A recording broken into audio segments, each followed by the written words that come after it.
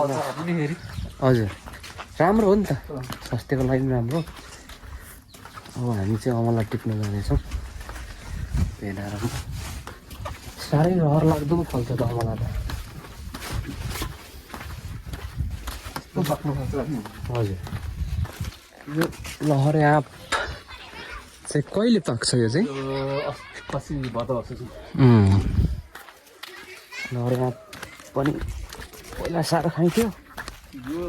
विशेष यो रक्सी खानेहरूलाई हजुर दामी भन्छ क्या लहरे आँप है लहरेको त्यो अचार चिकनको रूपमा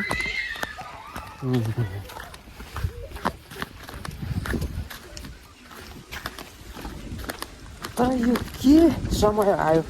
यहाँ चाहिँ चिसो चिसो झापामा चाहिँ गर्मी गर्मी के सिजन हो यस्तो बिहान र बेलुकी त हजुर एनिटाइम ज्याकेट त्यही त अनि दिउँसो भने फेरि मरिन्छ एक त ठिकै पनि हो होइन त तर ठाउँ त हाम्रै ठाउँ ठिक हो यो